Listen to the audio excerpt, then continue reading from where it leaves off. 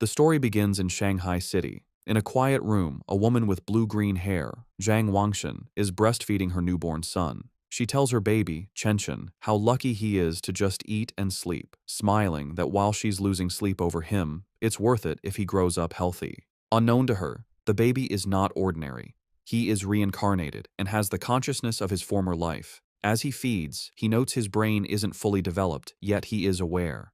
A blue, game-like status screen appears, identifying him as Lin Zichen, 33 days old, with a biological level of ordinary Tier 1. He realizes he has a special cheat ability. At 3 months old, Lin Zichen is in his crib while his parents, Zhang Wanxin and Lin Yansheng, watch him. His father remarks on how physically gifted the baby seems, predicting he will become a mighty gene fuser, or at least a cyborg. As they speak, Lin Zichen is kicking. A system notification announces he has kicked 10,000 times, granting him the biological attribute Use and Advance. This skill allows any part of his body he trains to grow infinitely stronger within carbon-based limits. He feels his strength grow and wonders what his father meant by gene fusers and cyborgs, imagining superheroes. By 4 months old, Lin Zichen has learned to sit up and crawl. To avoid frightening his parents with his unnaturally fast development, he trains only at night. Each time he crawls, his system rewards him with points. A month later, at 5 months old, he has mastered walking. At 6 months, he can finally sit up and crawl in front of his parents without it seeming too strange. While watching television, a news report on aberrant beasts shows gene fusers and cyborgs joining forces to fight them. For the first time, Lin Zichen understands this world is vastly different from his old one. He learns this Earth has mutated, giving rise to terrifying creatures called aberrant beasts. To fight them, humanity developed 2 paths. The first is mechanical ascension, where humans modify their bodies with technology to become powerful cyborgs. The second is gene modification, where humans fuse their genes with aberrant beasts, becoming gene fusers to fight monsters with their own power. Realizing the dangers, the reincarnated Lin Zichen resolves to use his system to grow up safely, evolve his abilities while laying low, and survive in this perilous world. One day, the doorbell rings. Zhang Wangshin opens it to a woman in a blue dress, Xu Ming, their new next-door neighbor. Xu Meng introduces her family, her husband, Shen Jianye, and their young daughter, Shen Qinghan, who clutches a doll. Lin Zichen looks at the little girl with purple hair. He acknowledges Shen Qinghan as his first friend in this new world, sensing their destinies will one day be tightly bound. Time passes, and Lin Zichen dedicates himself to training. At 7 months, thanks to his use and advanced skill, he has mastered running, jumping, and basic language by talking to himself, earning stat points for each activity. By 8 months, his training has progressed to doing sit-ups and push-ups in his crib. He is careful to practice only when his parents are not around. But one day, his mother, Zhang Wangshin, walks onto the balcony and is shocked to see her 8-month-old son doing sit-ups. She rubs her eyes in disbelief. However, being a web novel author, she dismisses it as a stress-induced hallucination. Lin Zichen immediately pretends to be asleep, breathing a sigh of relief and making a mental note to be more cautious. A few days later, while giving him a bath, Zhang Wangshin makes another shocking discovery. She screams for her husband, Lin Yansheng. When he rushes in, she points out that their 8-month-old son has defined abs. Lin Yansheng is stunned. He excitedly suggests their son might be a 1-in-a-million prodigy with a bright future as a powerful gene fuser or cyborg. Hearing this genius narrative, Lin Zichen is relieved his secret is safe, realizing how lucky he is to have 2 web novel authors for parents. Lin Zichen reflects that on this mutated Earth, he is not the only genius. He and his mother watch a news report about a 2-year-old from a martial arts family who can lift a 20 kilos dumbbell with one hand.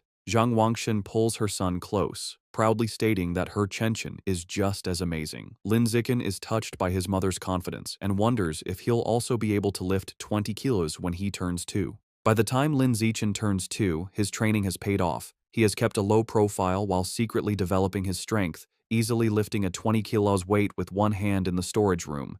His session is interrupted when his mother calls that Han Han, Shen Qinghan's nickname, is here to play. Startled, he puts the weight down and goes out. He opens the door to find Shen Qinghan, now also 2, offering him a tart.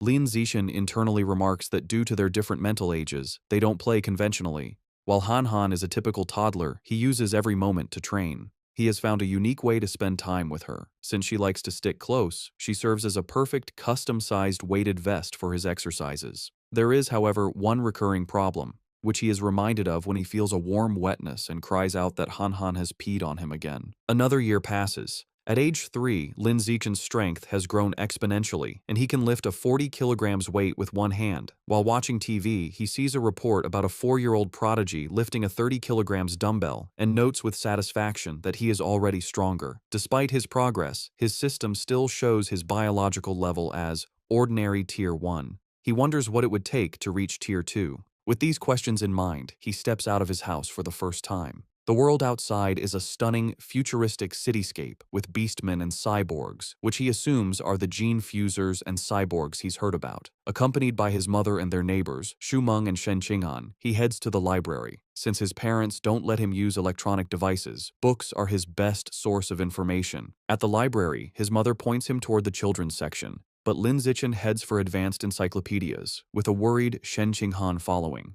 The mothers watch in confusion. Shumeng asks why he likes these books, and Zhang Wangxin guesses it's his genius genes. While Shen Qinghan offers him cookies, Lin Zichen is absorbed in his reading. Through the books, he learns that all life is categorized into 6 biological levels: ordinary, advanced, rare, epic, legendary, and mythical, each divided into 9 tiers. He realizes normal humans like his parents are at the bottom, ordinary Tier 1, as insignificant as ants compared to higher-level beings. This knowledge lights a fire under Lin Zichen. He must accelerate his training while maintaining his cover. His system alerts him to a new quest: read 100 million characters to be rewarded with the celestial root of wisdom. Excited to train both mind and body, he accepts. For the next year, Lin Zichen splits his time between physical training and voracious reading. At age 4, he and Shen Qinghan begin kindergarten, holding hands with the IR teacher, Ms. Zhang Mei. His hard work pays off. Soon after starting school, he breaks through to ordinary Tier 2. His physical prowess is immense. He can lift an 80 kilograms weight with one hand, high jump 1.2 meters, and sprint 100 meters in under 11 seconds. Outstanding stats for an adult, let alone a kindergartner. One day, he finds children surrounding a crying Shen Qinghan, calling her a bedwetter. Seeing his friend bullied, he knows he must act. He leaps dramatically into the center of the bullies. He glares and unleashes a terrifying threat. If anyone bullies Han Han again, he will pee on their bed every day. The childish but menacing threat works. The bullies burst into tears, vowing never to return to kindergarten. Shen Qinghan looks at her protector with admiration. This act unlocks a new achievement, the title of Kindergarten Kid King, and a new series of quests. He is delighted he can work on multiple quests at once. Half a year later, he completes his reading quest. Having read 100 million characters, he is awarded the Celestial Root of Wisdom, granting him a perfect eidetic memory and peak human learning ability. Time flies, and soon he and Shen Qinghan are almost 7, posing for their kindergarten graduation photo. Even during vacation, Lin Zichen does not rest, now strong enough to train with a massive 200-kilo barbell. During the vacation, his abilities reached new heights. He could leap over 2 meters high and had broken the 8-second barrier in the 100-meter dash with a time of 7.98 seconds. His mind was just as sharp.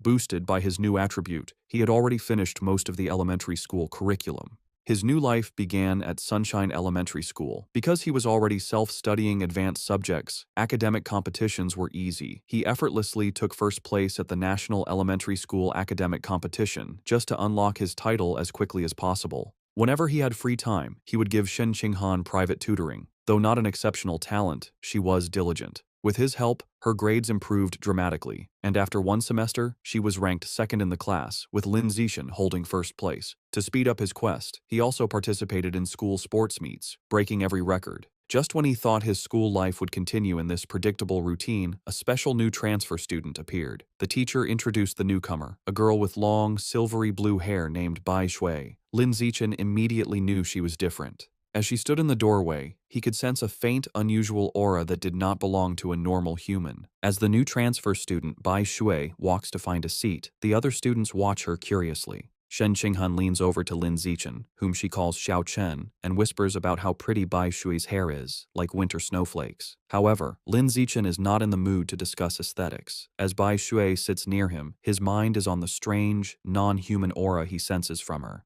He wonders if she could be a gene fuser or the descendant of one. In the following days, Baizue proves to be an enigma. She doesn't speak to anyone and lays her head on her desk the moment class ends, remaining motionless. She barely even gets up for the restroom. At first, students are curious, even taking photos with her while she sleeps. But as her behavior doesn't change, they lose interest, and the classroom returns to its routine. This peace is shattered over a month later. A bizarre phenomenon begins. Bai Shui starts to secrete a viscous, white liquid. The substance has a foul odor and drips down her clothes and legs. The other students react with disgust, complaining about the terrible smell. A mean-spirited boy sneers a crude comment about the liquid and then pours his water bottle over her head, claiming he's washing her out. Humiliated and soaked, Bai Shui clenches her fist on the desk, and tears stream down her face as she begins to cry, her shoulders shaking with silent sobs. The bullies erupt in cruel laughter at her distress. Watching from their desks, Shen Qinghan turns to Lin Zichen with a worried expression, asking if they can help poor Bai Shui.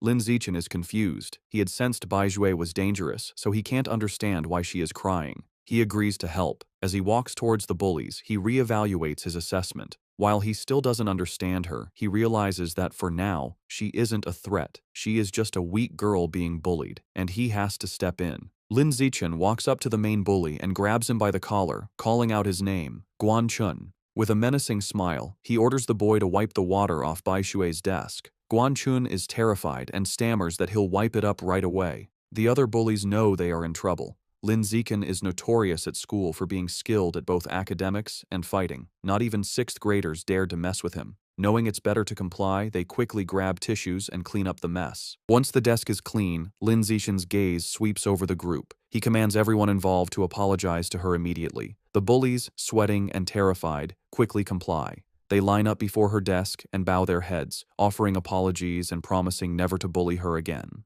With the bullies gone, Bai Shui looks up, her eyes still tearful. She gratefully thanks both Lin Zichen and Shen Qinghan. Shen Qinghan puts a comforting hand on Bai Shui's shoulder, telling her that classmates are supposed to help each other. From that day on, Shen Qinghan makes it her mission to befriend the quiet, white-haired girl, always dragging Lin Zichen along. The three begin spending their free time together. Shen Qinghan is especially kind, always sharing her tastiest snacks with Bai Shui first. During one of these moments, as Shen Qinghan offers her a treat, Bai Shui hesitates. She looks at them and asks if they aren't disgusted by her because she smells so bad. She explains she's sorry for not trusting them, but since she was little, she has always been ostracized by everyone. Having someone be nice to her feels so unreal that she thinks she must be dreaming. Bai Shui looks up in surprise when Shen Qinghan tells her firmly that this is not a dream. Shen Qinghan smiles gently and says she knows what it's like, so she would never be disgusted by her. She declares that as long as Bai Shui is willing, they will be friends forever, pulling a slightly exasperated Lin Zichen into the promise. Overcome with emotion, Bai Shui tightly hugs Shen Qinghan. Tears of gratitude stream down her face as she thanks them for their kindness. After composing herself, she tells them she wants to give them a gift in return. She holds out a necklace with a pair of beast fangs, explaining it was a birthday present from her mother. She gives it to them, hoping it can be a symbol of their friendship. Shen Qinghan enthusiastically agrees, and the three children stand together in the schoolyard as the sun sets, joyfully declaring they will be friends forever. However, just as their newfound friendship was solidified, the unexpected happened. One day, Shen Qinghan is stunned to learn that Bai Shui has transferred out of the school. Lin Zichen confirms it, revealing that he saw her filling out the withdrawal papers. He flashes back to watching from the principal's office doorway.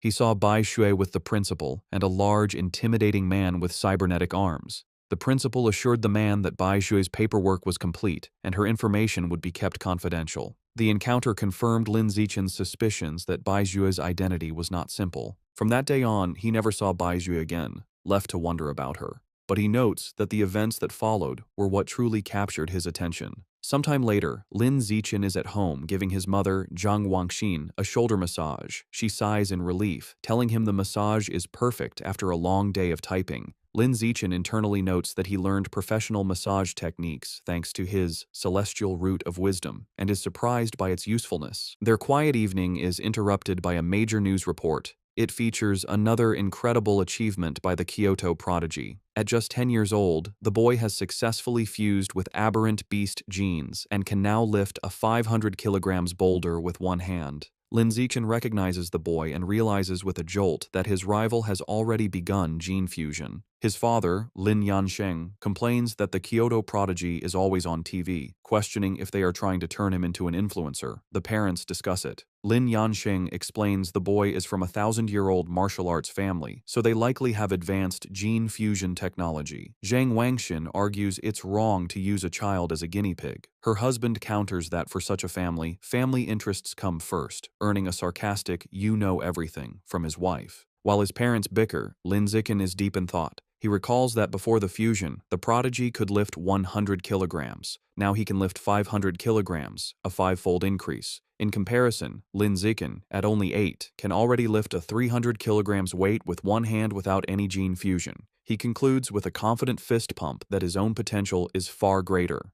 His confidence was soaring, but that feeling was short-lived. The next news report taught him the true meaning of fear. Breaking news shows a city in a neighboring country completely devastated by a massive explosion. The report states that based on footage, the attack was carried out by giant, aberrant rats. The screen shows horrifying images of monstrous rats swarming the ruins, capturing a screaming woman in their massive jaws, and then brutally devouring her. The news report continues, confirming heretics were responsible for the aberrant rat attack, fanning the flames from the shadows. At a press conference, an official from the devastated Sakura country pleads for international aid, explaining the heretics are a shadowy cult manipulating the beasts. Watching the news, Lin Zichen learns the cult is an anti-human organization of traitors who serve the aberrant beasts for their own gain. He feels relieved to be born in a powerful, stable country, giving him a safe place to grow stronger while laying low. His thoughts are shattered by sonic booms outside. He rushes to the window and pulls back the curtain to see a squadron of heavily armed cyborgs flying through the night sky.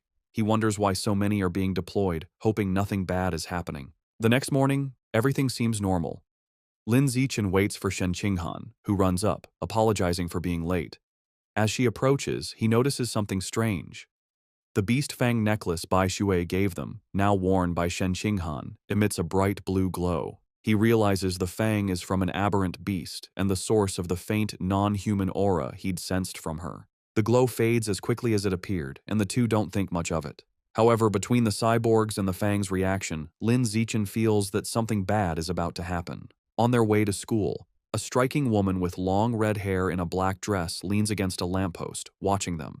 She comments on what adorable kids they are and steps in front of them, asking if they are brother and sister. Shen Qinghan proudly corrects her, explaining they are childhood best friends. The woman smiles wistfully, remarking how she wishes she had a childhood friend too. Then, her expression turns sinister. She leans in, eyes glinting, and asks why they're going to school alone and where their parents are. As Shen Qinghan begins to answer, Lin Zichen quickly grabs her hand, cutting her off. He pulls her along, stating they're going to be late, leaving the mysterious woman behind. Once a safe distance away, he gently scolds Shen Qinghan, reminding her not to talk to strangers. She nods. After school, Lin Zichen leads them through a deserted alleyway. Shen Qinghan nervously comments on how creepy it is. Lin Zichen explains the area is scheduled for demolition, and everyone has already moved out. Their walk is interrupted by a familiar voice. The red-haired woman from the morning appears, commenting on how they are finally out of school. She's not alone. A large, muscular man named Sheng is with her. The woman tells Sheng she's got the kids over here. Lin Zichen is alarmed. He had deliberately chosen a different route, but she had somehow followed them. The woman tries to lure them closer with a sweet voice, offering them treats. Her accomplice, Sheng, grows impatient. He tells her to stop talking and just knock the kids out so they can get it over with. Without another word, Sheng rushes toward them with a cloth, shouting he's in a hurry to sell them for cash. As he closes in, Lin Zichen shoves Shen Qinghan out of the way and squares up to face him. He clenches his fist and throws a powerful punch with all his might. The blow connects squarely with Sheng's face, stopping the larger man in his tracks. The immense force sends Sheng flying backward down the alley with a pained cry. The red-haired woman watches in utter disbelief, shocked that an elementary schooler could send a grown man flying. On the ground, Sheng coughs up blood, stunned. With Sheng down, Lin Zichen turns to the red-haired woman. Before she can react, he lands a solid punch to her midsection, followed by a powerful uppercut that knocks her unconscious. Standing over the defeated kidnappers, his expression hardens. He picks up a nearby brick, his intentions grim. He reasons that with no cameras in the deserted alley, he must finish them off. If they live, his superhuman powers will be exposed, ruining his plan to lay low and grow stronger. Just as he is about to deliver the final blow, the ground trembles violently. A powerful earthquake shakes the alley, catching them off guard. A moment later, a massive, clawed hand smashes through a nearby building wall. A monstrous giant aberrant rat emerges from the dust and rubble, towering over them. The beast ignores the children and looms over the unconscious woman, but instead of devouring her, it decapitates her with a swift swipe of its claws. The rat then picks up her severed head as Shen Qinghan screams in terror. Recognizing the danger, Lin Zichen scoops the horrified Shen Qinghan into his arms. He tells her it's a giant aberrant rat and they have to get to safety. He turns and sprints away, carrying her as they flee. As they escape, a flash of red and gold streaks through the sky. A female cyborg with blonde hair and rabbit ear attachments on her helmet dives into the alley. She moves with incredible speed, a blur of motion as she zips past the rat. Shen Qinghan, looking over Lin Zichen's shoulder, exclaims how unbelievably fast the cyborg is. The cyborg lands gracefully behind the monster. Facing the rat, the female cyborg prepares her attack. Her gauntlet glows as she charges her weapon and announces, "Anesthetic smoke." She fires projectiles at the monster, causing massive explosions that rock the alley. Lin Zichen shields Shen Qinghan from the blast. The aberrant rat is caught in the fiery explosions, roaring in pain, and is left dazed by the anesthetic smoke. Seeing her opening, the cyborg surges forward and finishes off the weakened beast in a flurry of strikes. Later, Lin Zichen watches a news report about the incident at home. He analyzes the fight, concluding the cyborg's power level probably isn't very high. He reasons she had to weaken the rat first, and it still took her 7 minutes to kill it. He reflects on the danger of giant aberrant rats, knowing they are tough creatures that can grow over 10 meters long and reach ordinary 5th tier. Fortunate that they escaped unharmed, the incident reminds him of the world's dangers. He resolves to increase his training to protect himself and those he cares about. He is later seen in his training space, doing weighted squats with a heavy barbell, his system rewarding him with points. Although the threat of aberrant rats looms, life continues. Soon, he and Shen Qinghan celebrate their 9th birthday with both families around a large cake. After making wishes, they exchange gifts. Thanks to his celestial root of wisdom, Lin Zichen had taught himself to carve in one night and crafted an intricate wooden hairpin for Shen Qinghan. She is overjoyed, placing it in her hair and exclaiming how much she loves it. Time passes quickly, and soon Lin Zichen and Shen Qinghan graduate from elementary school and start middle school. As they leave, his system notifies him that he has completed the Dominate 9 years of compulsory education achievement, unlocking the Kindergarten Kid King and Elementary School Top Dog titles. He becomes excited to unlock the Middle School Overlord title next, which will grant him the Survival of the Fittest attribute. During the break, he sticks to a high-intensity training regimen. His training includes 1,000 push-ups with a massive boulder on his back, granting him huge stat boosts. His hard work pays off. Just before school begins, after a 10 kilometers run, his system announces his biological level has broken through to ordinary 3rd tier. His physical attributes increase dramatically. He can now lift 700 kilograms with one hand, has a vertical jump of 4 meters, and can run the 100-meter dash in 6 seconds. As his power grows, he wonders what level the Kyoto prodigy has reached. Coincidentally, a news story airs on TV the night before school starts. The report reveals the now 14-year-old prodigy has fused with giant ant genes and can lift a 2,000 kilograms alloy block with one hand. Lin Zichen calculates that since giant ant genes increase strength by a factor of 4 to 8, the prodigy's true lift without the gene enhancement is only around 500 kilograms. This means Lin Zichen is still fundamentally stronger. He smiles, imagining how powerful he will become with future gene fusion. The next day, middle school begins. Because he was the city's top student, all the best middle schools tried to recruit him. He accepted the invitation from Shanghai Middle School, but only if Shen Qinghan could be in his class. During registration, they are welcomed by the principal and their new homeroom teacher, who express how much they are counting on him. After a few pleasantries, he makes an excuse and leaves with Shen Qinghan.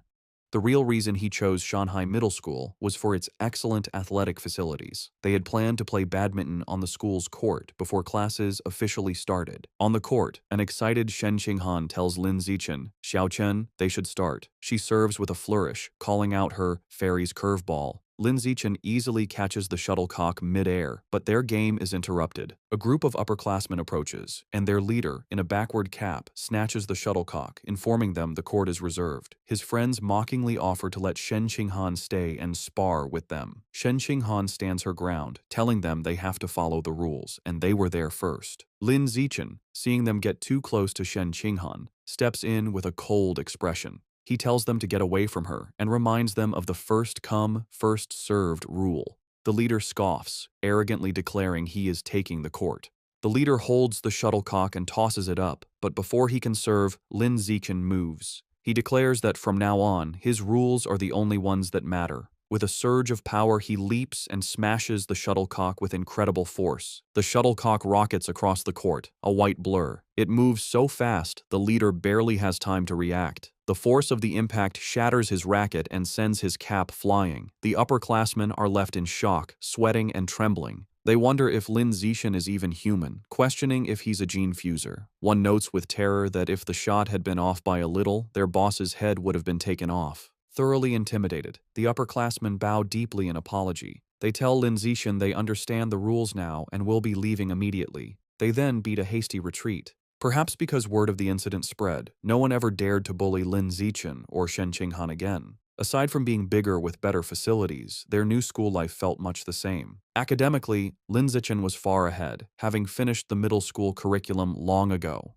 During class, he would read interesting books to pass the time. At night, after workouts, he would use his celestial root of wisdom to learn new skills online, quickly dabbling in cooking, photography, driving, swimming, and various sports. To unlock the middle school overlord title, he didn't just rank first in every subject, he also represented the school in national competitions. He stood amidst a mountain of trophies. To keep a low profile, he was careful not to win first place in every competition. A semester went by, and the title still hadn't unlocked. However, his performances earned him many fangirls who left stacks of love letters on his desk. He ignored them. Aside from tutoring Shen Qinghan, he focused on the upcoming school sports festival. He believed that if he completely dominated it, he should finally unlock the title. For the festival, he entered only 3 events: shot put, high jump, and sprinting, representing strength, jumping, and speed. He achieved an astonishing 201-meter throw in the shot put. Although he held back to avoid seeming too superhuman, he still easily took first place in all his events. Just as he was sitting with Shen Qinghan, admiring his gold medal, he felt a new power surge through his body. A system notification appeared, announcing that because his achievements far surpassed every other student, he had unlocked the middle school overlord title. With all 3 school-age titles unlocked, the Dominate 9 years of compulsory education achievement was complete, and he had obtained the new biological attribute, survival of the fittest. As the power flowed through him, he realized with satisfaction that the title had finally unlocked. As Lin Zichen and Shen Qinghan leave school, he considers his new survival of the fittest attribute. The ability lets a predator devour the life essence of other creatures to evolve. He wonders what life essence is, lost in thought until Shen Qinghan calls for him to wait. Snapping back to reality, he gets an idea. He asks Shen Qinghan if he can borrow her beast fang necklace. She agrees and hands it to him. The moment his fingers touch the fang, a system notification appears. It informs him he has devoured a trace of the abyssal giant butterfly's life essence, unlocking a new guidebook with 1% progress. A spectral image of a massive, dark butterfly with eyes on its wings appears around him. He is stunned to realize the fang is a butterfly's tooth. That night, hoping to learn more, he searches for abyssal giant butterfly online. To his surprise, the search returns no results. Realizing he'll have to study this exotic beast on his own, he remembers Bai Shui had given them a pair of fangs. He rummages through his bag and finds the second tooth. Holding the second fang, he once again absorbs its power. Another system notification confirms he has devoured a second trace of life essence, but the guidebook progress only increases to 2%. He looks at the fang with disappointment, realizing there isn't much life essence left in it. He concludes he must find another way to unlock the abyssal giant butterfly's full power. The next day after school, to boost his training and ensure a quick escape route from any aberrant beasts, Lin Zichen starts biking Shen Qinghan to and from school every day. As they leave the school grounds, a man calls out to him, "Zichen." The man, in a tracksuit, stops them and introduces himself as Coach Guo from the school's martial arts team. He praises Lin Zichen's performance at the sports meet as the best in school history. With great enthusiasm, Coach Guo formally invites him to join the team, insisting his athletic talent surpasses his academic abilities. He urges Lin Zichen to say yes, but also offers him time to learn about the team before deciding. Coach Guo speaks so quickly and passionately that Lin Zichen doesn't get a chance to say no. Waving goodbye as they ride off, the coach tells them the martial arts team is in room C of the gym and that he'll be waiting for him if he's free to visit the next day. As the sun sets, Lin Zichen is back in his room, ready to test his new ability. He claps his hands, squashing a cockroach and a mosquito he found. He opens his hands to examine the dead insects, but feels no power surge. He realizes killing such small, ordinary creatures didn't trigger the skill. He deduces that only powerful or exotic beasts carry enough life essence to be devoured for his evolution. To verify his new theory, Lin Zichen decides to visit a supermarket that sells beast meat. With Shen Qinghan on the back, he bikes them into the city. They soon arrive at a large, multi-story supermarket. Inside, they walk through the aisles, and Lin Zichen notes that while there is plenty of beast meat, it's all pre-packaged. He knows he can't test his theory without touching the meat. Just as he's feeling frustrated, he hears a butcher advertising fresh-cut beast meat. He spots a counter with a sign reading, "Fresh beast meat, not pre-packaged, safe to eat," where a butcher is cutting up large sides of meat. Telling a confused Shen Qinghan to wait, he says he's going to check out the meat. He doesn't explain further, eager to confirm his suspicions, and rushes to the counter. He reaches out and places his hand on a slice of freshly cut beast meat. The moment he makes contact, a powerful surge of purple energy flows into him. Just as he thought, the beast meat contains a strong surge of life essence. He clenches his fist in excitement, a wide grin on his face. Shen Qinghan watches, bewildered, wondering why he is so excited just from touching meat. She approaches him with a look of confused concern, asking how the meat feels. Trying to play it cool, Lin Zichen casually tells a bewildered Shen Qinghan that the meat just feels fresher than normal and asks if she wants to touch it too. She frantically waves her hands and refuses, saying he has touched it enough for both of them. Having confirmed his theory, Lin Zichen decides to buy some of the beast meat to try at home, surprising Shen Qinghan. He isn't surprised by her reaction, knowing beast meat is incredibly expensive. Even the cheapest option, the ghost shadow squid, costs nearly 1,000 yen per jin. Deciding to go with the squid, he picks up a package. Shen Qinghan panics at the price, telling him it's too expensive and that he should ask his mother first. Lin Zichen simply smiles and pats her head reassuringly. He tells her not to worry, making up a lie that his mom had already told him to buy plenty for both of their families. A flashback shows his mother, Zhang Wangshan, happily agreeing to cook a feast. Internally, Lin Zichen admits that while sharing is part of his plan, his other, more important reason is to test if he can absorb life essence through consumption, as he worries direct absorption might spoil the meat. At the checkout, he buys 3 packages of the ghost shadow squid for a hefty 29.94 yen. The female cashier thanks him. As they leave, Lin Zichen thinks about how expensive the meat was, wondering when they'll be able to afford it again. By the time they finish shopping, it is after 9 p.m. Knowing the city has been chaotic lately, they decide to head straight home for safety. On the ride home, Lin Zichen can't stop thinking about his experiment. Unable to wait, he discreetly places his hand on the package of meat in the basket. He immediately feels a familiar surge of purple energy. His system confirms he has devoured a trace of the ghost shadow squid's life essence. A new guidebook for the creature is unlocked, but his progress is only 0.1%. A spectral image of the menacing, multi-eyed squid appears in his mind.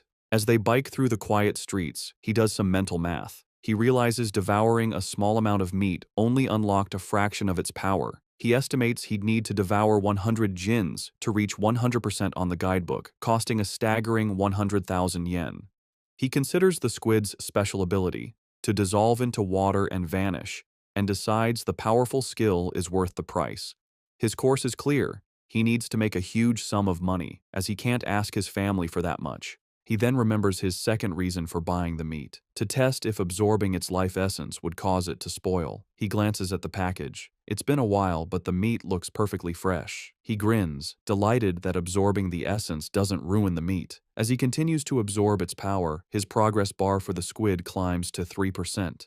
His concentration is broken when Shen Qinghan shouts a warning. He slams on the brakes, screeching to a halt just inches from a couple in the bike lane, and apologizes. He scolds himself for not watching where he was going, then wonders why the lane is so crowded. Shen Qinghan points ahead. They see a tense standoff. A muscular, red-haired man is holding a woman hostage at knife point. Shen Qinghan recognizes the hostage in terror as their teacher, Chao Mei. The man shouts threats at the crowd. The area is surrounded by police officers who try to de-escalate the situation through a megaphone. The police captain holds back an officer, Ah Bing, telling him not to shoot recklessly. The captain explains the target is too close to the hostage and using her as a shield, making a clean shot impossible. The officer suggests sleeping gas, but the captain rejects it, fearing it would provoke the suspect before it could take effect. While the police hesitate, Lin Zichen decides to act. He discreetly picks up a small rock from the pavement and flicks it with incredible speed and precision. The rock strikes Officer Ah Bing's gun, causing it to misfire. The stray bullet hits the hostage-taker's hand, forcing him to cry out and drop his knife, releasing Teacher Cao Mei. Seizing the opportunity, the police captain yells for his team to move in. The officers rush forward and swiftly arrest the disarmed suspect, while a female officer comforts the terrified but unharmed Teacher Cao Mei. As the situation is controlled, Lin Zichen quietly gets back on his bike. Shen Qinghan looks at him with wide, questioning eyes and asks if he threw the rock. He quickly shushes her, saying they should leave and talk later, and they pedal away. Just as they are about to get away, a voice commands them to stop. The police captain calls out, asking if Lin Zichen was the one who threw the rock. Panicked at being caught, Lin Zichen quickly denies everything with a nervous smile.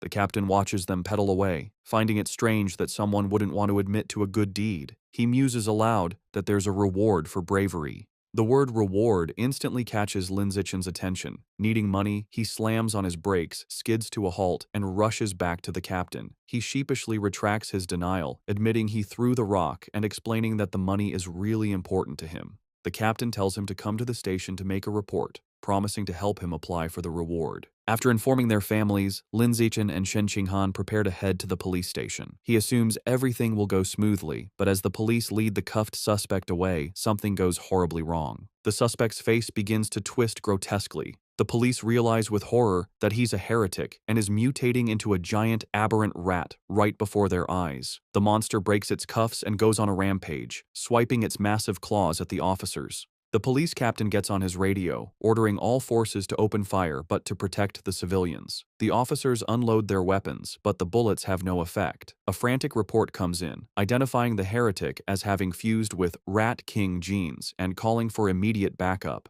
Realizing the danger, Lin Zichen apologizes, grabs both of them and pulls them away, urging them to run. He is relieved the monster isn't chasing them, but knows they need to get away fast. As they flee, a new figure streaks down from the sky in a purple aura. It's a female cyborg in sleek, futuristic armor. She lands a powerful blow on the giant rat, sending it staggering backward. Hovering in the air, the cyborg, a woman with short, dark purple hair, begins to charge a laser cannon in her chest. With a command to fire, she unleashes a massive, devastating beam of purple energy that engulfs the mutant rat.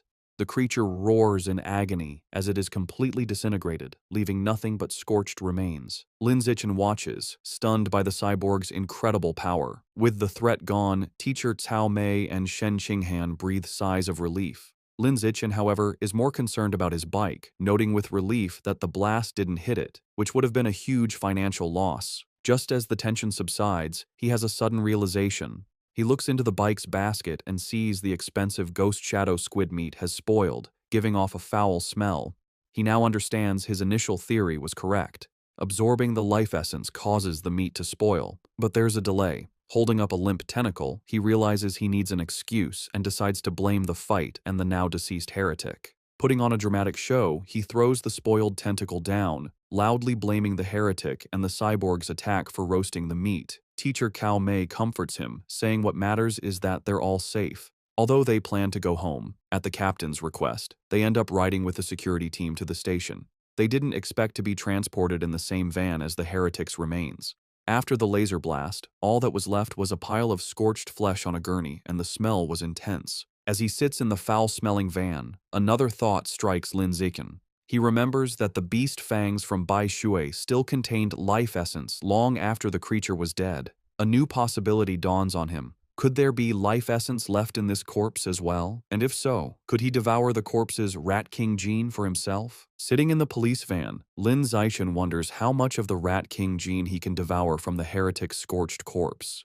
Deciding to find out, he discreetly reaches his hand towards the remains. The moment he makes contact, he feels a powerful surge of red energy. His system confirms he has devoured a trace of the giant mutant rat's life essence, unlocking its guidebook with an impressive 5% progress. He is shocked by how much he absorbed and realizes the freshness of the source is directly proportional to the amount of life essence he can obtain. The escorting officer, Ah Bing, notices his movement and tells him to sit still. Lin Zichen quickly claims he just needed to stretch. Later, at the public security office, he knows that while Ah Bing was easy to fool, the security captain is sharper. The captain informs Lin Zichen that he has applied for his bravery reward, but then questions him more seriously. He asks how a middle schooler, at such a distance and in poor lighting, managed to so precisely hit the heretic's knife hand with a rock. Lin Zichen gives a vague answer, claiming it's because he often trains his right hand. The odd response leaves the captain speechless. Their conversation is interrupted when Shen Qinghan calls out that her auntie is here. Lin Zichen is surprised to see his parents rush into the station. His mother runs towards him in a panic, calling his name with a terrified expression. She throws her arms around him in a tight hug, asking if he's all right and telling him he scared her half to death. He tries to calm her, reassuring her that he's fine and even got a bravery reward. Holding him close, his mother makes him promise that next time there's danger, he will hide somewhere safe first. She tells him with tears in her eyes that all she wants is to see him grow up safe. Lin Zichen is visibly moved by his mother's heartfelt concern. As they leave, Lin Zichen reassures his mother he will always protect himself first. The police captain watches them go, still pondering the boy's strange abilities. On their way out, Lin Zichen passes two female police officers discussing the case. One remarks that perverts are getting more brazen, and her colleague reveals the heretic was a liberal arts student from Guangyuan University, brainwashed by the rat god cult. The first officer curses the cult, but the second points out they need to eliminate the root cause, the self-proclaimed Rat King. The name instantly catches Lin Zichen's attention. In the car home, he immediately starts researching the rat god cult on his phone. Surprised to find a ton of information, he learns the cult's main base is in Shanghai City, and most of its members are societal outcasts. He uncovers a shocking piece of information suggesting the Rat King wants to evolve into a higher life form and is forcing its followers to gather evolution materials. This leads him to a chilling question. Has the Rat King, an aberrant beast, already developed sentience? His thoughts are interrupted when he glances out the window and sees a giant rat, nearly the size of a cat, on the sidewalk. For a moment, he wonders if it's related to the Rat King, but quickly dismisses the idea, telling himself that in the South, cat-sized rats aren't that unusual. Shaking off the thought, he realizes how quiet Shen Qinghan has been. He looks over and sees her squirming uncomfortably, her knees pressed tightly together. He immediately understands. He recalls that ever since she was a child, whenever she gets nervous or startled, she can't control her bladder. While embarrassing for her, Lin Zichen has always felt this peculiar reaction might be linked to some hidden potential within her. When they get home, Lin Zichen's mother, Zhang Wangxin, is shocked that the nearly 3,000 yen worth of beast meat is gone. Lin Zichen quickly thinks of an excuse, sheepishly claiming that during the emergency, he must have dropped it while running away. His mother immediately puts his safety first, telling him to forget the meat and that all that matters is he is unharmed. Lin Zichen breathes an internal sigh of relief, glad he fooled his mother. However, his father, Lin Yansheng, is more stubborn. He announces he is going back to look for the expensive meat, boasting that a fated wage slave like him is tough. Lin Zichen tries to stop him, arguing it's too dangerous and the meat is already spoiled. His father becomes suspicious, asking how he could know it had gone bad. Sweating nervously, Lin Zichen quickly claims it was an obvious guess. Meanwhile, back at the now empty public security office, the police captain is still pondering the night's strange events. As he smokes a cigarette, he can't shake the question of how an ordinary middle schooler could have thrown a rock with such incredible power and precision. Suddenly, he hears a strange noise from the corner. His eyes widen in shock as he sees a massive rat, far larger than any normal rodent, perched on top of the filing cabinets. Before he can react, the giant rat leaps down. The captain instantly draws his pistol and opens fire. The confrontation is swift and violent, ending in a bloody blur. The next day in class, Lin Zichen sighs at his desk. Reflecting on the previous night, he concludes he is still too weak compared to the powerful heretic and the female cyborg. He needs to make money fast to buy more beast meat like the ghost shadow squid to fill his guidebook's progress bar. He considers becoming an influencer or selling study materials, but dismisses the idea as too flashy and against his goal of keeping a low profile. Suddenly, an idea strikes him. He remembers that in this world, martial arts and gene fusion are more important than academics. He decides it's time to act. Later, he heads to the gym where the martial arts team practices in Building C. He finds Coach Guo drinking from a thermos and greets him. A surprised Coach Guo asks if he is there to join or just to learn more about the team. Instead of answering, Lin Zichen leans in and discreetly asks if joining the team offers a chance to compete in city tournaments and if the prize money is high. The coach smiles, confirming he would have a chance and that prizes are worth tens of thousands. With his main concern addressed, Lin Zichen shakes the coach's hand and announces he is joining the martial arts team today. Coach Guo happily welcomes him. The coach gathers the team to announce their new member. He introduces Lin Zichen, reminding them of his performance as the sports meet champion. The other team members, Zhang Kai, Huang Tianxing, or Ah Xing, Li Shutong, and Han Yiguo, introduce themselves. Finally, Lin Zichen introduces himself. Since Lin Zichen has no formal martial arts training, Coach Guo demonstrates basic fist and leg techniques. The coach explains the moves look simple but are difficult to master, noting that the team's fastest learner, Li Shutong, took a week to perfect them. He then encourages Lin Zichen to try. Lin Zichen assumes a ready stance.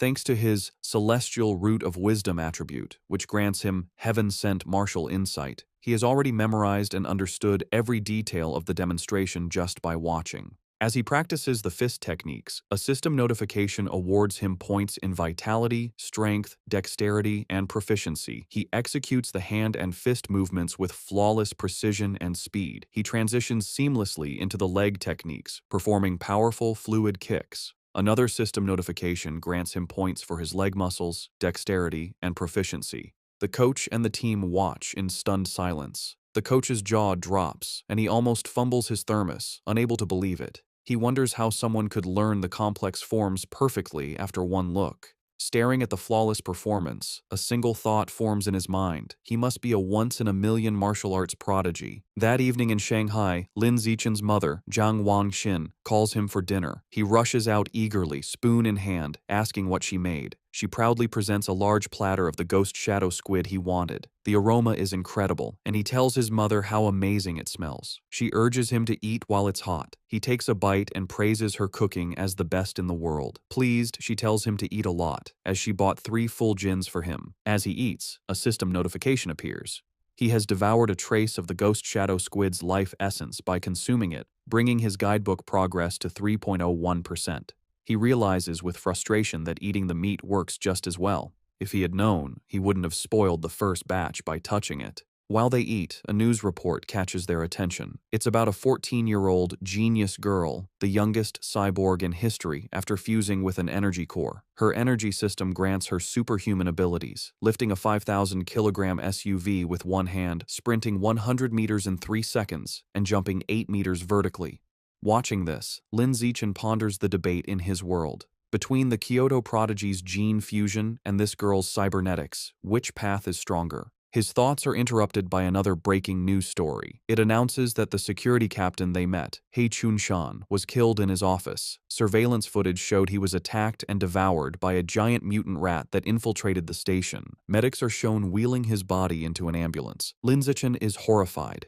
He recalls the large rat he saw the night before and wonders if it was connected. He imagines a giant rat rampaging through the city. The captain's death is a grim reminder of the escalating danger.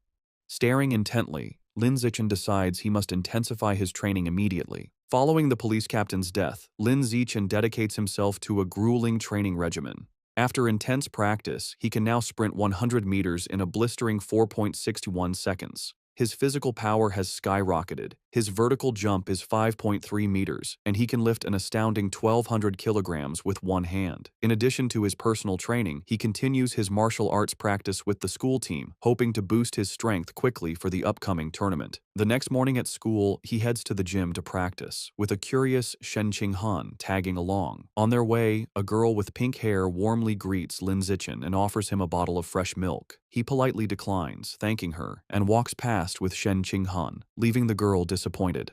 Watching from a distance is his teammate, Huang Tianxing. He clenches his fist in anger, resentful that the person who beat him at the sports meet is rejecting a gift from the girl he admires. Unable to contain his frustration, Huang Tianxing rushes forward and blocks their path. He confronts Lin Zichen, scolding him for his poor manners and for hurting the girl's feelings. When Lin Zichen calmly explains he is allergic to milk, Huang Tianxing refuses to believe him and calls him a liar. Enraged, Huang Tianxing points at Lin Zichen and challenges him to a spar. He sets the terms. If he loses, he will never bother Lin Zichen again, but if Lin Zichen loses, he must drink the whole bottle of milk. Just as the challenge is issued, a new system notification appears. A new achievement mission has been triggered. Defeat 1,000 different opponents in formal competition for the survival of the fittest biological trait. A sly grin spreads across Lin Zichen's face. This is the opportunity he has been waiting for. Surrounded by a menacing purple aura, he accepts the challenge, his eyes glinting with anticipation as he agrees to the spar.